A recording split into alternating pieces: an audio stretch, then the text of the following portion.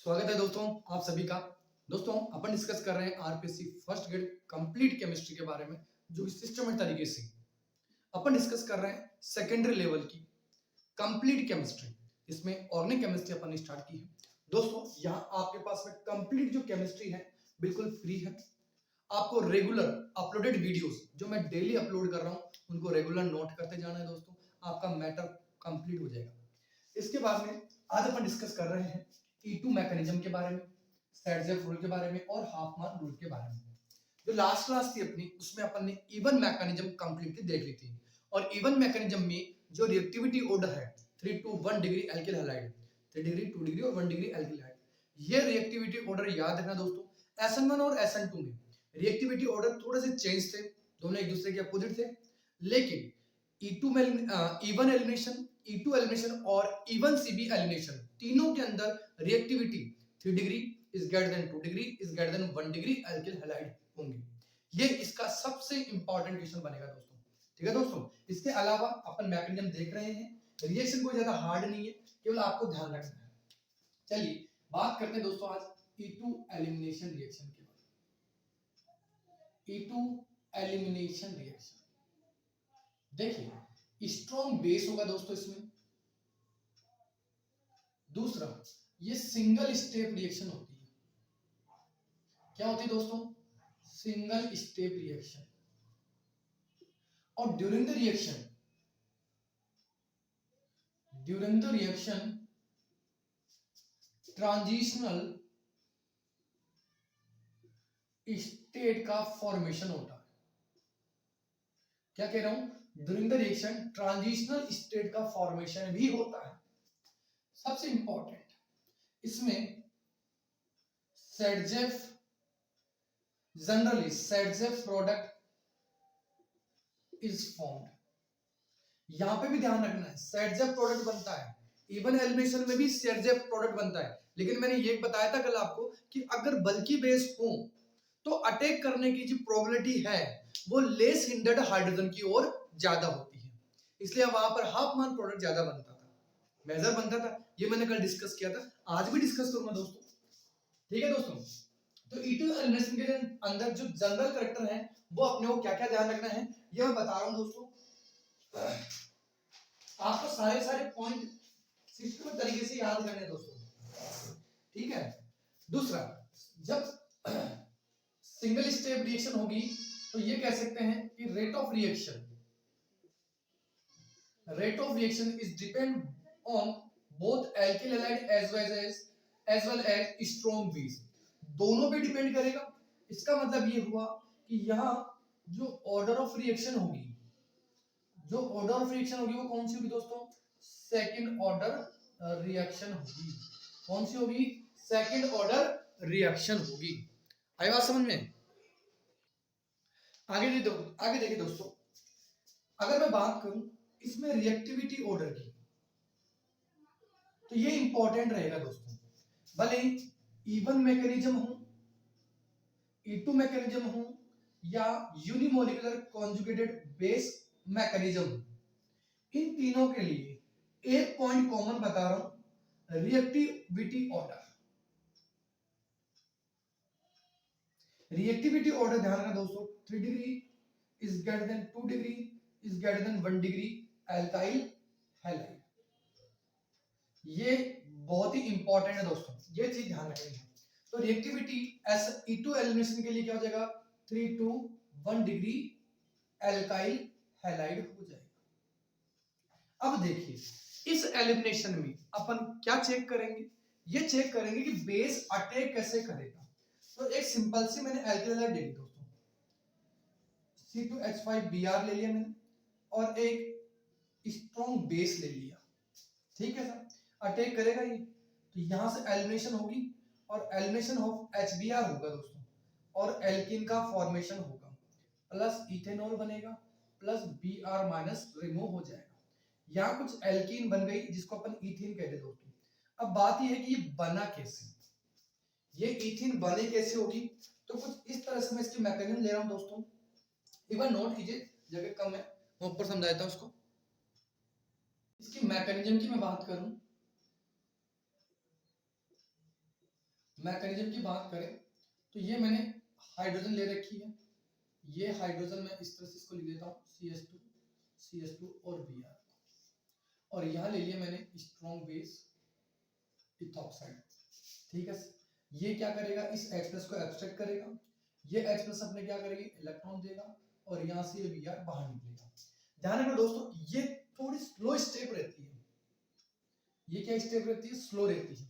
और होगा क्या, ये हाइड्रोजन इस तरह से इस ऑक्सीजन से एब्स्ट्रैक्ट हो जाएगा, ऑक्सीजन पे पार्शियल नेगेटिव चार्ज, फिर CH2 यहाँ पार्शियली डबल बॉन्ड करेक्टर जाएगा दोस्तों, और ये रिमूव होने की कोशिश करेगा, यानी पार्शियली नेगेटिव चार्ज इस पे भी आ जाएगा। ये मैं कह दूं इसको ट्रांजिशन स्टेप बन गई दोस्तों। अब क्या होगा, यहां से ये Br कंप्लीटली बाहर निकल जाएगा, यहां से ये H को बाहर निकाल ले जाएगा, और डबल बॉन्ड करेक्टर आ जाएगा दोस्तों। यहां से ये इथेनॉल बाहर निकल गया, यहां से ये Br बाहर निकल गया, और अपने पास ये ईथीन का फॉर्मेशन हो गया। तो कुछ इस तरह से मैं इसको समझा सकता हूं दोस्तों। ग्राफ अगर मैं समझाऊं, यहां पर ये एनर्जी का ऑर्डर हो जाएगा, ये प्रोग्रेस ऑफ रिएक्शन हो जाएगी, और यहां मैंने ले लिया एल्किल हैलाइड और बेस। ठीक है, अब यहां से ये रिएक्टेंट चेंज हो गया प्रोडक्ट में। यहां जो स्टेट बनेगी दोस्तों, ये ट्रांजिट स्टेट बनेगी, ये कुछ इस तरह से बन जाएगी। ठीक है, और यहां आपके पास में प्रोडक्ट बन जाएगा दोस्तों, ethene plus ethanol plus Br minus. तो इस तरह से ये E2 रिएक्शन होती है। बस इसमें क्वेश्चन ध्यान रखना दोस्तों कि E2 रिएक्शन में जो रिएक्टिविटी है वो 3 degree 2 degree 1 degree alkyl halide के हिसाब से चलेगी, और सेडजे प्रोडक्ट मेजर प्रोडक्ट के रूप में बनेगा। लेकिन कुछ सिचुएशन होती हैं, भले वो E1 में हो या E2 में हो, सिचुएशन के बेसिस पर अपन ये डिसाइड करेंगे कि सेडजे बनेगा या हाफमान बनेगा। वो क्वेश्चन को देख के सोल्व करना दोस्तों। क्या कह रहा हूं, क्वेश्चन को देख के सोल्व करना। कैसे, अगर मेरे पास क्वेश्चन ये आ गया दोस्तों, मैंने कल बताया था आपको, मैंने कहा क्वेश्चन कुछ इस तरह से ले लिया दोस्तों, मैंने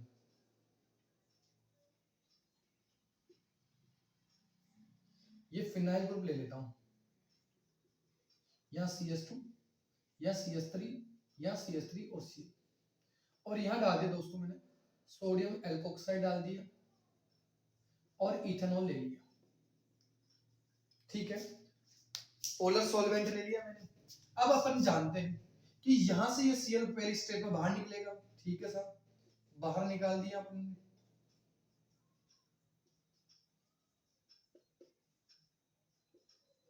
और ये कुछ इस तरह से एक 3 डिग्री कार्बोकैटायन का फॉर्मेशन हो गया। अब यह दो पॉसिबिलिटी है दोस्तों, एक ये जो हाइड्रोजन है यहां वाली, ये इस बल्की ग्रुप की वजह से स्ट्राइकली हिंडर्ड है। ठीक है, और ये जो हाइड्रोजन है ये वाली या ये वाली, ये लेस स्टेरिकली हिंडर्ड है। तो बल्की ग्रुप की वजह से जो न्यूक्लियोफाइल है, सॉरी बेस है, वो बेस इस पर आसानी से अटैक नहीं कर पाएगा। क्यों, बल्की ग्रुप की वजह से। तो जो लेस स्टेरिकली, ये बीटा क्राउडिंग हाइड्रोजन है दोस्तों, जो कि इजीली बाहर नहीं निकलेगी।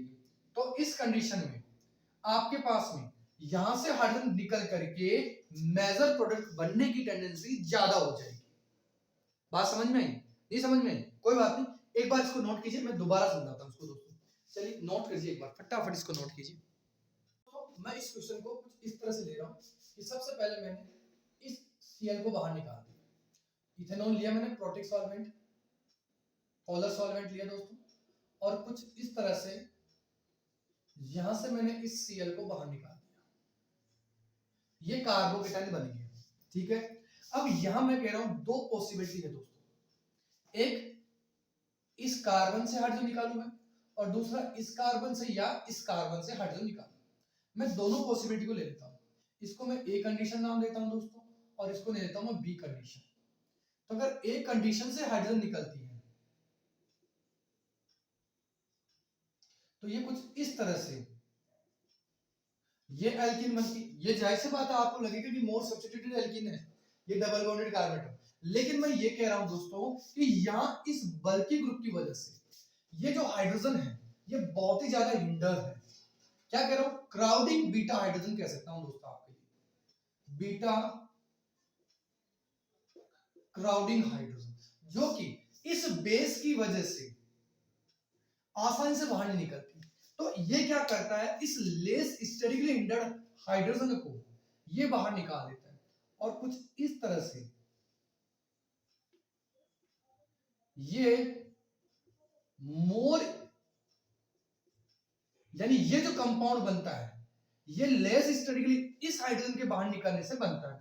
तो यहां दोस्तों यह जाहिर सी बात हो गई कि इसके बनने की पॉसिबिलिटी ज्यादा है, तो ये अपने लिए मेजर प्रोडक्ट हो गया, और इसके बनने की पॉसिबिलिटी कम है दोस्तों, तो ये अपने लिए माइनर प्रोडक्ट हो गया। तो कुछ इस तरह से ध्यान रखना है दोस्तों कि यहां आपके पास में प्रोडक्ट जो बनेगा वो सैडजेब बनेगा या हॉफमान बनेगा, ये ध्यान रखने की जरूरत है, हॉफमान प्रोडक्ट। तो ये सब आप क्वेश्चन को देख के बताओगे, ये ध्यान रखना, क्वेश्चन को आप सॉल्व करोगे फिर आप आंसर लिखोगे, तो आंसर चेक करोगे दोस्तों। चलिए दूसरा क्वेश्चन लेते हैं दोस्तों। ये क्वेश्चंस मैंने कुछ लिए हैं, 5 क्वेश्चन लिए दोस्तों, आपको इनको सॉल्व करके देखना है। सिंपल से क्वेश्चन है, सेकेंडरी लेवल के क्वेश्चन है, आराम से 11 12 के, और सिलेबस अपना 11 12 से ज्यादा क्वेश्चंस, ज्यादा 55 क्वेश्चंस आ रहे हैं, इसलिए आपने को ये ध्यान रखना है कि 11 12 की केमिस्ट्री अपनी स्ट्रांग रहे दोस्तों। बीएससी की भी होगी, कोई दिक्कत नहीं है, अगर बीएससी केमिस्ट्री तरीके से कर लेंगे दोस्तों तो अपना एमएससी का सिलेबस भी अपने आप कवर हो जाएगा। ध्यान रहे, एमएससी का सिलेबस कंफर्म कंप्लीट हो जाता है अगर आप बीएससी वाले मेट्रो को तरीके से कर लेते हैं दोस्तों। तो चलिए बात करते हैं थोड़े इन क्वेश्चंस की। अब यहाँ पर ये सीआर सबसे बाहर निकले, पहले निकल गया, ये क्या हुआ आपके पास, कार्बन बनेगा, फिर यहां से एक हाइड्रोजन शिफ्ट हो जाएगी, सॉरी ये हाइड्रोजन यहां शिफ्ट हो जाएगी, फिर ये 3 डिग्री कार्बन बन जाएगा, और फिर more substituted alkene according to Saytzeff rule बन जाएगी। आपने सोच लिया होगा, चलो मैं बना देता हूं दोस्तों, इसको सॉल्व कर देता हूं। ये सबसे पहले 2 डिग्री कार्बन बन गया, फिर यहां से हाइड्राइड शिफ्ट हो जाएगी दोस्तों, और कुछ इस तरह से ये 3 डिग्री कार्बोकेटाइन बन जाएगा, फिर यहां से आपके पास पॉसिबिलिटी इसके हाइड्रोजन निकालने की और इनके हाइड्रोजन की निकालने की, तो आप समझ गए होंगे सैडजेब प्रोडक्ट जो बनेगा दोस्तों वो इन दोनों के बीच में डबल बॉन्ड आने से बन जाएगा। ठीक है साहब, यहाँ पे पॉसिबिलिटी देखें तो ये वाली जो एल्कीन बनेगी 2 ब्यूटीन वो मेजर बनेगी दोस्तों, हो जाएगा सॉल्व। यहाँ देखें तो इथीन बन जाएगा, यहाँ देखें तो प्रोपिन बन जाएगा। अब क्वेश्चन नंबर 5 को देखते हैं दोस्तों। क्वेश्चन नंबर 5 में सबसे पहले मैंने सीएल को हटा दिया दोस्तों, सीएल को हटाया तो ये कुछ इस तरह से C6H5 CS2 CH और CH3 ये कार्बोडाइन बन गया। अब दोस्तों ये ध्यान रखना है कि H यहां से निकले या यहां से निकले, तो सपोज करो अगर मैं इस हाइड्रोजन को यहां शिफ्ट कर देता, हाइड्राइड शिफ्ट कर देता दोस्तों, तो ये एक बेंजाइलिक, कौन सा दोस्तों, बेंजाइलिक कार्बोकेटाइन बनता, और अपन जानते हैं बेंजाइलिक कार्बोकेटाइन मोर स्टेबल होता है ड्यू टू रेजोनेंस। तो यहां से ये जो एल्कीन बनेगी दोस्तों, क्योंकि कॉन्जुगेशन में है दोस्तों ये, तो ये जो एल्कीन बनेगी यहां से H निकलने के बाद में, यहां से H निकलने के बाद में वो कुछ इस तरह से बन जाएगी दोस्तों, और ये अपने लिए मेजर प्रोडक्ट बन जाएगा। बात समझ में आई दोस्तों, क्लियर हुआ। अब बात करते हैं थोड़ा सा सैडजेब रूल और हॉफमैन रूल के बारे में, कैसे वो प्रोडक्ट बन रहे हैं वैसे डिस्कस कर चुके हैं, लेकिन मैं individually Hofmann as well as Saytzeff दोनों का एक्सप्लेन कर रहा हूं दोस्तों। सबसे पहले बात करें सैडजेब रूल की, कई बुक्स में आपको जेफ सेट भी मिल सकता है, कोई दिक्कत नहीं है, समझने की बात है। ये कहता है मोर सब्स्टिट्यूटेड एल्कीन मोर स्टेबल होंगे, क्या कह रहा हूं, more substituted double bonded alkene more stable होगी, यानी जिस डबल बॉन्डेड कार्बन एटम पर, इस डबल बॉन्डेड कार्बन एटम पर जितने ज्यादा सब्स्टिट्यूएंट ग्रुप लगेंगे, जितने ज्यादा सब्स्टिट्यूएंट ग्रुप लगेंगे, वो एल्किन उतनी ज्यादा क्या होगी, स्टेबल होगी। क्या कह रहा हूं, more substituted alkene more stable. जैसे अगर मैंने ये कहा कि सर पहले मैंने हाइड्रोजन लगा रखी है, कोई दिक्कत नहीं, इथीन हुआ, फिर मैंने क्या किया, एक एल्काइल ग्रुप लगाना चालू कर दिया, तो इसकी स्टेबिलिटी इस मोनो सब्स्टिट्यूटेड, एक सब्स्टिट्यूटेड ग्रुप लगा दिया मैंने, इसकी ज्यादा हो गई। फिर मैंने दोस्तों दो एल्काइल ग्रुप लगा दिए, लेकिन मैंने अभी लिया सिस फॉर्म, सिस फॉर्म है तो जाहिर सी बात है दो सब्स्टिट्यूटेड ग्रुप लगेंगे तो स्टेबिलिटी बढ़ गई। अब मैंने ले लिया ट्रांसफॉर्म, और अपन जानते हैं trans is more stable than cis. फिर मैंने एक ही कार्बन पे दोनों सब्स्टिट्यूटेड ग्रुप ले लिए दोस्तों। अब इसमें मैं CH3 लगा के समझाऊंगा दोस्तों कि ये ज्यादा स्टेबल इस दोनों से कैसे हो रहा है, ये भी मैं डिस्कस करूंगा। फिर आप नंबर ऑफ सब्स्टिट्यूएंट ग्रुप बढ़ाते चलिए दोस्तों, तो इनकी स्टेबिलिटी भी बढ़ती जाएगी। तो कुछ इस तरह से जितने ज्यादा सब्स्टिट्यूएंट ग्रुप इस डबल बॉन्डेड कार्बन पे जुड़ेंगे, उनकी स्टेबिलिटी उतनी ही ज्यादा होगी। अब क्वेश्चन ये है सर कि सर मैंने यहां पर इन दोनों को कंपेयर करा जाए, चलो ये तो समझ में आ गया कि ट्रांस की स्टेबिलिटी सिस से ज्यादा है, लेकिन ये कैसे समझे कि इसकी स्टेबिलिटी इन दोनों से ज्यादा है, तो कुछ इस तरह समझेंगे दोस्तों। ये CH3, ये CH3, और यहां मैं ले रहा हूं प्लस चार्ज,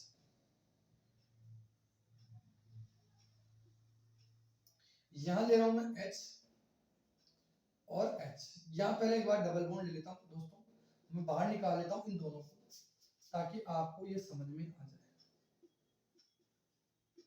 ट्रांस एल्किन के साथ में कंपेयर कर रहा हूं, ठीक है। चलिए अब मैं कह रहा हूं दोस्तों, यहां पर ये H है और यहां पे पॉजिटिव चार्ज, इसमें इस पे भी H है, इस पे पॉजिटिव चार्ज, ठीक है साहब, पहचान जाएंगे भाई। कार्बोनाइट तो बनेगा ही ना ड्यूरिंग द रिएक्शन, क्योंकि सबसे पहले हाइड्रोजन बाहर निकलेगी, फिर H+ बाहर निकलेगा, ये तो अपन समझते ही हैं। अपने को ये देखना है कि इन दोनों में से ज्यादा स्टेबिलिटी किसकी रहेगी। तो कुछ दोस्तों इस तरह से देखो, इस कार्बन के पास में, इस कार्बन जिस पे प्लस चार्ज है, इसको मैं ऐसे लिख दूं, इस कार्बन के पास में 3 3 और 3 कितने हो गए, 9। क्या कह रहा हूं दोस्तों, 9 अल्फा हाइड्रोजन प्रेजेंट है। कितनी, 9 अल्फा हाइड्रोजन, और ये 9 की 9 हाइपर कॉन्जुगेशन शो करती है दोस्तों।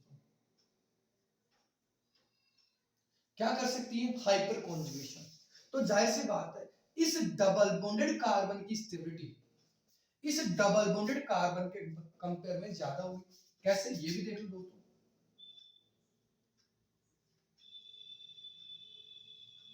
ये लीजिए, यहां अल्फा हाइड्रोजन 3 और यहां अल्फा हाइड्रोजन 2, तो यहां तो इसके पास में टोटल 5 अल्फा हाइड्रोजन है, जबकि यहां देखा जाए कि यहां 9 अल्फा हाइड्रोजन प्रेजेंट है। तो जाहिर सी बात है यहां इस डबल बॉन्डेड एल्कीन की, जहां एक ही कार्बन पर दो सब्स्टिट्यूएंट ग्रुप लग रहे हैं, इसकी स्टेबिलिटी इन दोनों के कंपेयर में ज्यादा होगी। बात समझ में आई क्या। तो ये सेट जब ये कहता है कि जहां जितने ज्यादा सब्स्टिट्यूएंट ग्रुप लगे हुए होंगे डबल बॉन्डेड कार्बन एटम पर, वो एल्कीन बहुत ज्यादा स्टेबल होगी। पहचान सकते हैं, ठीक है, नोट कीजिए इसको। बात करें हाफमान रूल की, इसे आप हाफमान एलिमिनेशन भी कह सकते हैं दोस्तों। हो सकता है कि आपको कुछ बुक्स में इसका नाम ये मिले, हाफमान elimination.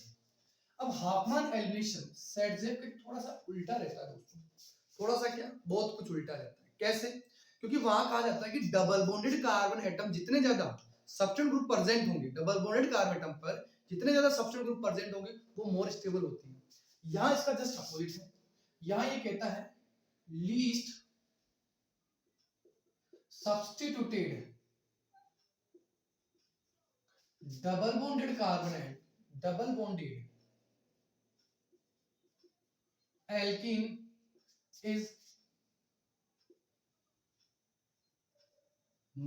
formed as a major product. क्या कह रहा हूं, एज ए मेजर प्रोडक्ट वो बनती है दोस्तों, कहां, लीस्ट सब्सट्रेट को एल्कीन। और इसका मेजर बनने का रीजन क्या क्या हो सकता है, ये देखें दोस्तों, तो सिंपल सी है। पहला, बल्कि नेचर ऑफ बेस, ये मैं कल डिस्कस कर चुका हूं दोस्तों। अगर अटैकिंग बेस की नेचर अगर बल्कि होगी तो वहां Hofmann product as a major product बनेगा। दूसरी condition, crowding of beta hydrogen या बीटा क्राउडिंग हाइड्रोजन, जो अभी मैंने थोड़ी देर पहले डिस्कस कर ली। तीसरा दोस्तों, लीस्ट यानी leaving group based on leaving group. अगर leaving group weak leaving group है,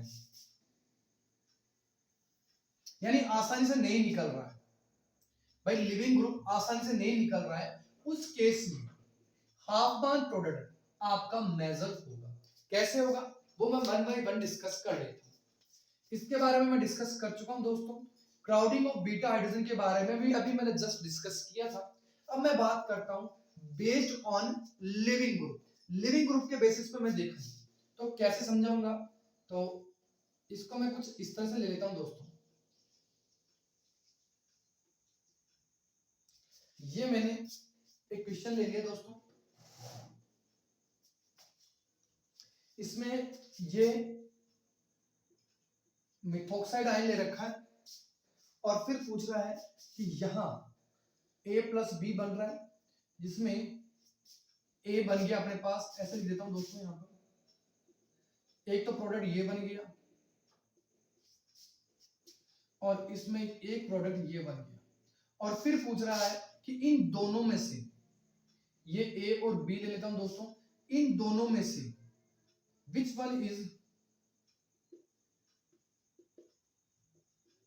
मेजर प्रोडक्ट। ये क्वेश्चन है दोस्तों, आप वीडियो को पॉज करके दोस्तों जरूर देखिए इसको। देख लिया दोस्तों। अब देखो मैं इसकी मैकेनिज्म बता रहा हूं, फिर आप अपना आंसर चेक कीजिएगा। मैं कुछ इस तरह से इस फ्लोरीन को और इस हाइड्रोजन को ले रहा हूं। एक हाइड्रोजन मेरे को ये अपसेट करनी है और एक कंडीशन में मेरे को इस हाइड्रोजन को बाहर निकालना है। मैं इसको ऐसे देता हूं दोस्तों। अब आप खुद डिसाइड कर लेंगे कि कौन से हाइड्रोजन आसानी से निकलेगी। मैंने ले लिया ये बेस,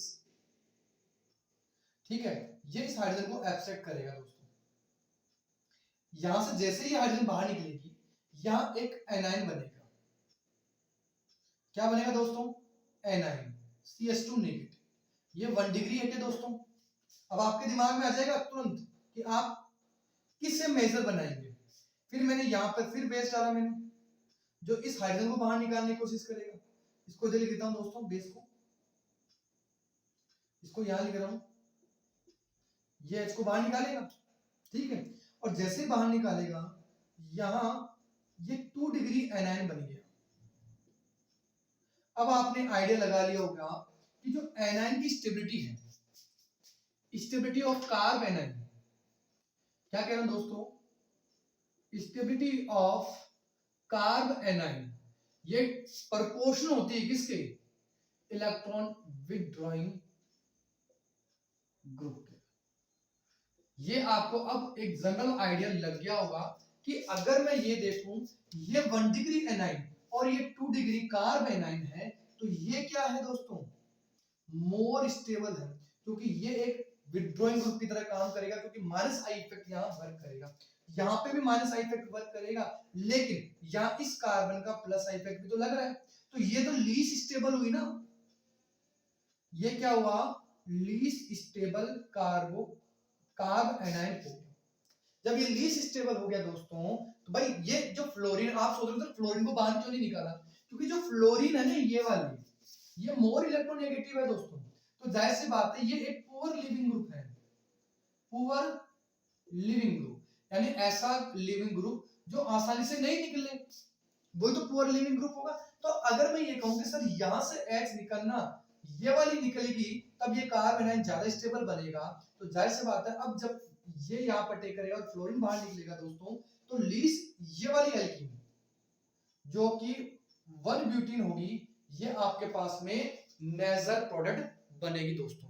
जबकि ये जो एल्कीन बनेगी यहां से बाहर निकलने के बाद में, ये एल्कीन बनेगी दोस्तों लीस्ट स्टेबल और माइनर, यानी ये जो एल्कीन बन रही है दोस्तों वो अपने लिए मेजर एल्कीन होगी। बात समझ में आई?